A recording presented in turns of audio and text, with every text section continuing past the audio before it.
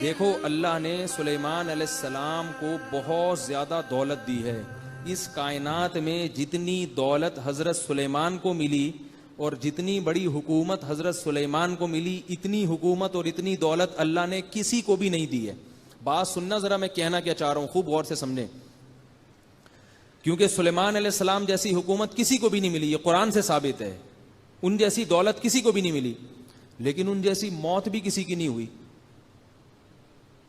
اللہ کے پیغمبر ہیں، بیٹھے ہوئے ہیں، جنات سے تعمیراتی کام لے رہے ہیں، عصا ہاتھ میں ہے اور ایسے سیدھے بیٹھے ہوئے ہیں، نگرانی کر رہے ہیں کہ بھئی مزدوروں سے نا کہ کام کرو. اور ان کے تصور میں بھی نہیں ہے کہ ابھی میری موت آنے والی ہے، کیونکہ جس کو پتا ہوتا ہے نا موت آنے والی ہے، خاص طور پہ پیغمبر کو، وہ تو سارے کام لپیٹ کے کیا کریں گے؟ عبادت میں لگ جائیں گے، وصیت کرنا شروع کر دیں گے، بھائی بس کام ابھی ذرا سمجھو، روکو ذرا، میں اپنا نائب خلیفہ کسی کو بنا رہا ہوں، ذرا صبر کرو. اور دوسری بات یہ کہ سلیمان علیہ الصلاۃ والسلام کے بارے میں یہ بدگمانی بھی جائز نہیں ہے کہ انہوں نے صحت کا خیال نہیں رکھا ہوگا.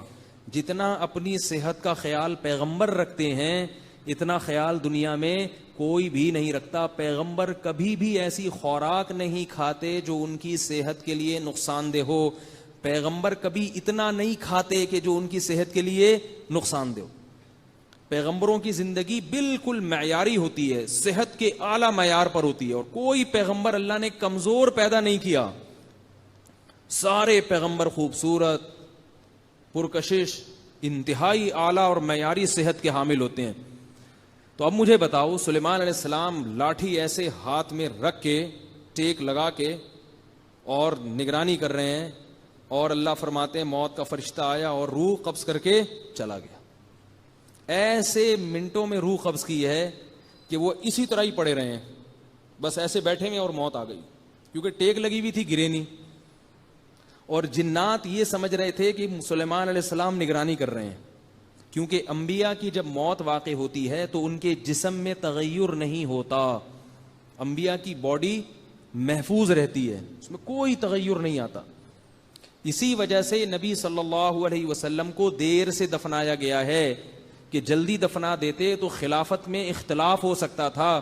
صحابہ نے سوچا کہ نبی کو دفنائیں گے بعد میں اور خلیفہ کا تعین پہلے کریں گے، ورنہ مسلمانوں میں تلواریں نہ چلنا شروع ہو جائیں. جبکہ عام میت کو جلدی دفنانے کا حکم ہے، دیر سے دفنانے کی اجازت نہیں ہے. اس پر رافضی لوگ یہ اعتراض کرتے ہیں صحابہ اکبر کہ نبی کی توہین کی، اتنے دن تک دفنایا نہیں.